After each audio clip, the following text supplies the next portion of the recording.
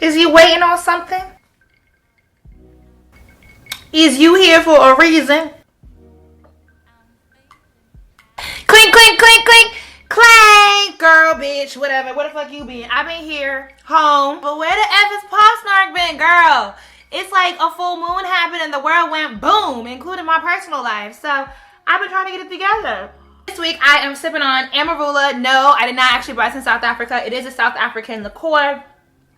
I had a dinner party and somebody brought this because milky beverages at a dinner party are a good idea. Don't ever do that, girl. Unless you hanging out with some Jamaicans who like to drink Baileys, do not bring Amarula to the party. No, not in America's boo-boo. Before we get into this, of course I gotta shout out the Smart Brown Girl shirt. You need to go buy you one. With that full moon, girl, let me tell you, I don't know why God just didn't pick up the phone and call me, but this past weekend when I was in Atlanta for the Kinky Hair Unlocked event, which was epic, setting up my presentation, my laptop fell off the counter. Like, I don't even know, like a wind came through the building or something, because it was sitting on the counter for 30 minutes fine. Nobody walked past it. Nobody was anywhere near it. All I heard was a big loud boom, and I turned around and it was my laptop, the same laptop whose hard drive crashed when I was on my flight on my way to South Africa, and I just paid however much money Apple charges you to replace the hard drive. Now the entire screen is smashed. Then I spent this morning on the phone with IRS because in filing my taxes for 2015, it turns out that apparently this YouTube thing, when I first started, I was missing some YouTube income that I did not report. Carol's daughter. And I owe them a couple $1,000 that I don't have. So, girl, phone number will be in the description box. Girl, you just want to give me a call, go ahead, babe. I'm always here for you. Just call me. Because I'm past the point where, like, fundraising is appropriate. Go buy my book. Send it on. Or buy you a shirt. Smart Brown Girl. I put out quality products, okay? Ooh, in other news, I've also been trying to get my life into a level of higher productivity so I can have more reading time, because Toni Morrison just dropped the book, and girl, yes, God help the child, I got my copy. I'm super excited to read it. Yes, I know you guys want a Smart Brown Girl book club. That shit takes time. I am taking my time trying to figure out how to do it. I am one human being with a whole lot going on. So, buy my shirt, buy my book. It helps me do more. I have a link down below where you can cop this book too. I'm so excited to read this. Her interview on NPR was awesome sauce, amazeballs. This past month of April has been like Pop Snark free because was there not a full moon at the beginning of the month? I believe there was. I did have a call with Sam, the astrologer. He definitely told me to get my shit together because the world was gonna come crumbling down around me, and he might have been right, because it is. But it's like every time I thought to sit down and do a Pop Snark, you know, something else was happening. First week was Walter Scott, then Eric Harris, then Freddie Gray, then Rekia Boyd verdict, and now the Freddie Gay in Baltimore again. And it's like, how do you sincerely approach this conversation and really make it count and like product? I'm not really a person that can quote shit off the top of my head, so I don't have some like all-inspiring James Baldwin. I don't have some profound Langston Hughes poem to like spit back at you. Literally, you can read James Baldwin, Nobody Knows My Name, or The Fire Next Time, and get all your life about what the fuck is going on in America's right now, because this shit is just history repeating itself all over again. And somehow there's a bevy full of not just white folk who have on rose tint colored glasses that seem to think that there's a simple solution to what's going on. And then of course one of your cousins is out here co-signing they shit. They be like, look, this black man and this black woman over here agree with me, so I have a point, right? Because black folk agree with me. I just wanted to like collect myself to figure out how to address this, and I don't have anything for you, to be quite frank. This is why I have not written a blog post on it, because I'm just kind of sitting here like, damn. Obviously, there's like a program going on right now of black Americans, and as much as people want to make sure that, as much as people want to proclaim that this narrative is black men are being executed in America, it's a black folk thing. It's not gender specific here. Black women are being killed as well. We just not talking about in the press. It's not as intriguing of a story, because if it's a black woman, she's always at fault. She always did something to bring it on, and black men will co-sign the shit. What the quickness. So I just want to remind you guys, it's not just about black men. This is an issue of civil rights and black folk in America. To just tackle the most topical issue that's happening currently as of today with Baltimore. You can't sell me any sort of story that says a man with his taillights out deserves to be shot by the police. Like, I don't know how many times you can bring up the Colorado massacres. You can't tell me that the dude that bombs the Boston marathons. You can't tell me that these white people or non-black folk, any given hockey game. Like, come on. There is so many obvious parallels, and it's dumbfounding to me the amount of people that don't understand the severity of what's happening, including my own, who want to sit here and act like what's going on in Baltimore with the riots or what happened in Ferguson with their, upheaval is some sort of respectability politics that will resolve all this, especially with Baltimore. Like, I know people want to crack The Wire jokes. David Simon did the damn thing with The Wire. And if you watch season, 4 and 5 at least of The Wire, like, it was pretty spot on with the complexities of the problems in Baltimore, specifically West Baltimore. And before I moved to DC, I dead ass lived 5 blocks. I stayed 5 blocks from where the riots are happening in Baltimore, and most of the houses are empty. There's not a lot of resources in the neighborhood. You have a lack of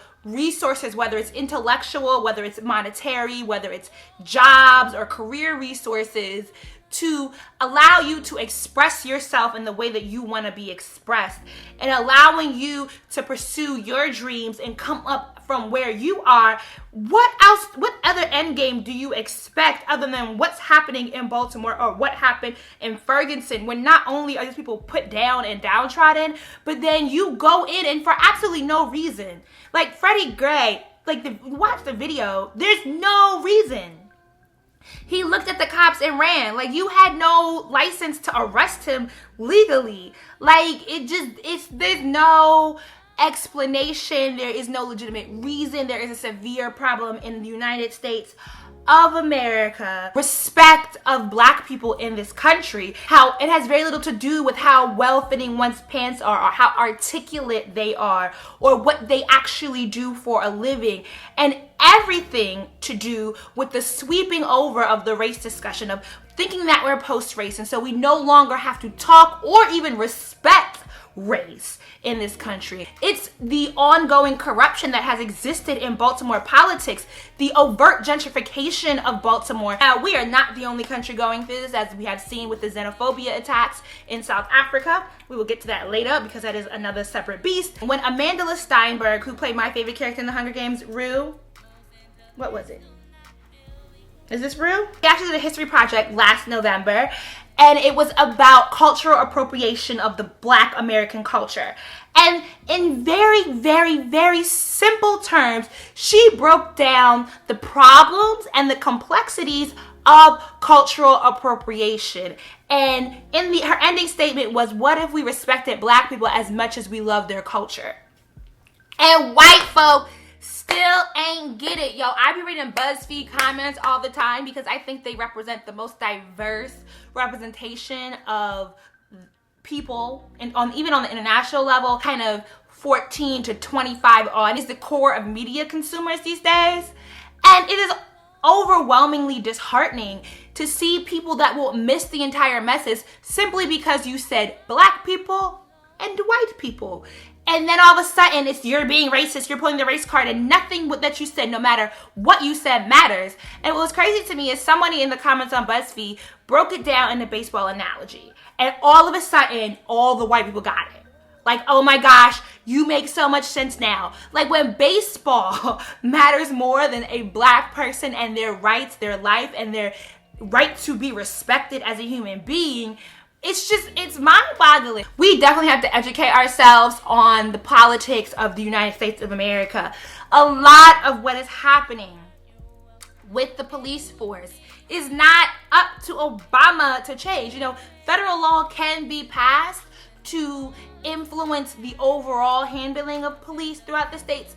throughout the United States, but the states have the ultimate control. And a lot of these positions that are doing and saying the wrong thing are elected positions in your local government. And we can turn out for the presidential vote, but if you're not turning out for your gubernatorial, your local, your county, or your district votes, a lot of things are not going to change in your day-to-day life. Hillary Clinton hired Maya Harris to help her strategize with how to really hone in on the women of color vote. We are a very strong voice, so I want all my smart brown girls to really exercise their rights as citizens of the United States of America. And if you want to impact change, a great way to do it is on a local community level. Your first thing to do is start with your vote. The next thing to do is to volunteer and get involved in your community. And the road only leads up from there. Speaking of black folks and cultural appropriation, Mindy Kaling's brother, I don't even have the time to look up this Indian boy's name. Sri Lankan, South Pacific Asian, Southeast Asian, that guy. His name was Jay. Full of shit, Jay. Mindy Kaling's brother is trolling us epically with this whole story of applying to medical school and only getting in because he cut off his eyelashes, shaved his head, changed his name to Jay, and applied as an African American student. Now, I'm not even going to entertain the dumbness of this because he's trying to dispel why there's a need for affirmative action. Clearly, affirmative action in the education system is still very much so needed. However, have any of, I don't even know why his story made headlines, because have any of you ever applied to college? Do you not know how rigorous the process is to make sure that you are not lying about your identity, that you are not claiming somebody else's social security number? They pull up all your records. It's going to show up on your undergraduate records, on your transcripts, the unsealed transcripts that you have to send in, the ones that you are not allowed to open and tamper with, that you are Indian. So your story has no weight. Second of all, you didn't apply to school twice. There's no control test to see if there really is a difference between you applying as an Indian versus you applying as an African American. You didn't have the time to do your proper research and due diligence. We don't have the time to be bothered with the BS. Has Mindy Kaling said anything about this? Girl, I didn't really effort with her either. But I just want to say, I really appreciate how the Knowles Carter family can keep a secret, keep it low, girl, because you don't be finding out about nothing until it happened. After the fact. But Tina Knowles slayed down, girl. Yes, I loved every bit of her all-white wedding party on the boat. It was cute, it was simple, and it was classy. And ain't nothing better than finding love for a second time at 60. I love the blended family pictures, which is straight shade to Matthew Knowles because there's no blended family pictures of him and all his offspring with Beyonce and Solange. Oh, Eric Dyson, boy, I wish I could have your job where I get to be petty as fuck and pay for writing takedown articles of an old friend who I feel like has shaded the shit out of me. Boo boo, we get it. I don't disagree with Michael Eric Dyson with what he has to say about Cornel West. The man is loony bins, and he straight wax poetics where he broke down the difference between giving a speech and actually translating what you have to say into prose. It was just, And I got all my SAT word life because it definitely took me a clean 2.5 hours to read the article because I was sitting there looking up all the words, big ass archaic words that Michael Eric Dyson used. But bruh, 10,000 words, he could have got through that shit in 3 paragraphs. He really could. He could have got through that entire everything to say effectively with his point in 3,000 words or less. But he went for the petty jugular. He just went, my man ain't no prophet. The problem though is not that I disagree with Michael Eric Dyson, but I feel like he gives a platform to his critics and therefore Cornel West in coming back and being like, bro, you spent too much time on me, move the fuck on. Bye. But I enjoyed it, and the illustration of Cornel West on the Hello Vaughn wrote it. It was a beautiful artwork on the article too. If you want to flex on the vocab, you should at least skim the article and read the first 5 paragraphs and get your life. We have time to talk about Real Housewives of Atlanta. Look, the reunion came on part 1. I watched it, and basically what I have to say is Nene and her mind ain't never wrong, which always is the problem. She need to get over herself. Candy is a horrible debater. But work on she needs a little bit more vernacular and just a little less like easily frustrated. I guess this is why she never approaches her mother. She don't really know how to strategically attack an argument where it plays to her favor. Phaedra is still a lie, girl. I feel sorry for what you got going on with your kids and your baby daddy being in jail, but boo, she's still dumb as doorknobs, and her overdoneness. Are we really falling for the outfits and the weave? Like, are y'all really feeling that? Like, does that really endear you to her? Like, not me.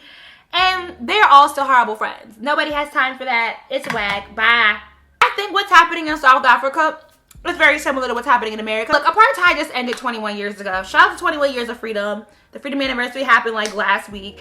And from my experience of being in South Africa, like they really feel like, I don't know, maybe I had the tourist experience because Johannesburg acts like apartheid ended, they put everything in the museum, and everybody got over it. But the problem is a lot of the people who went through the Soweto uprisings and who went through apartheid and went through fighting against apartheid and therefore weren't in school or weren't working or all these things happened to them in order for the fight against apartheid leading to the end of apartheid still have not reaped the benefits of the actual freedom.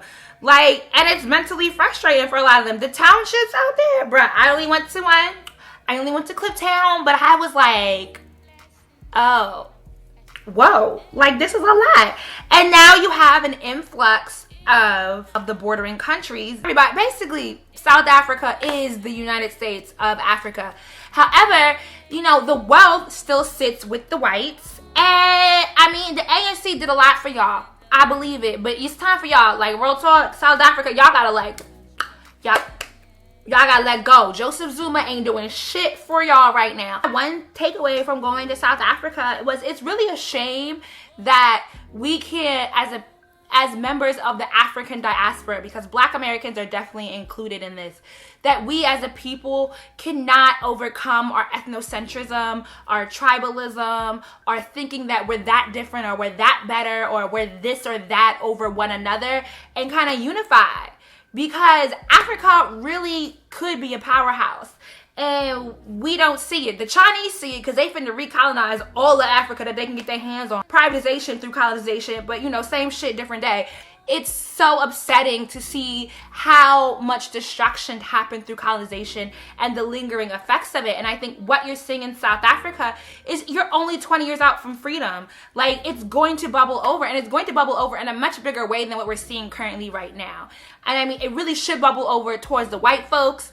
I don't see a whole lot of good shit happening with them gold mines reopening up, because I feel like more problems. So South Africans are so positive, the ones that you meet when you're on the Red Bus tour, so outwardly positive that I feel like they stifle a lot of their anger, and it doesn't boil over. Like, even in America, even though we're going through like these heavy riots, you know, as I said at my Smartbrowngirl meetup, we are cynics naturally, and we feel like we have the right to complain about everything. And I didn't meet a whole lot of South Africans who are willing to complain or point fingers. The anger and the frustration just takes a lot longer to boil over, but it boils over at a much higher point than it does here. And so I feel like it's going to be even more extreme in the coming years.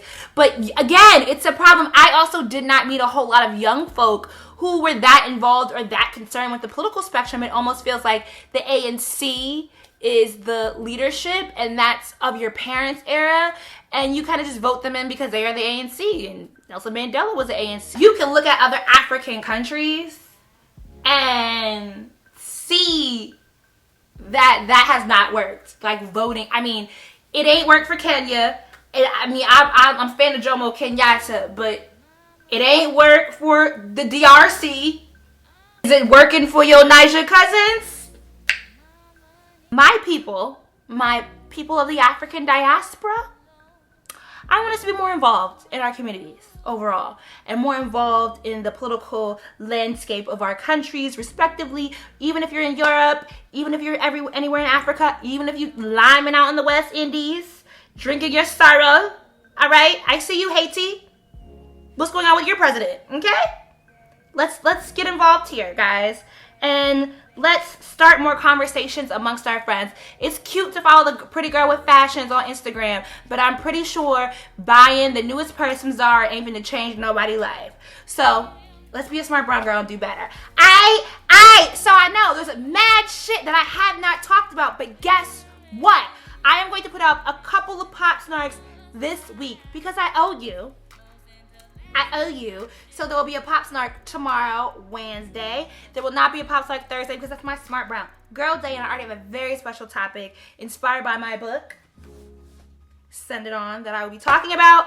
And I'll put up a Pop Snark Friday, and hopefully I'll be able to get a new one out this coming weekend so we can get back on the road so you can sip along with me. Clink, clink, clink, clink, clang. Let me know, what topics have I missed? I know Bruce Jenner. I'm still watching the interview. Comment down below if there's something you would like me to talk about in this week's Pop Snark. And as always, click an ad on your way out. Girl, I extra needed this time because IRS just came through and took all my... My money's gone. I'm all alone. My money's gone. I'm all alone. Too much.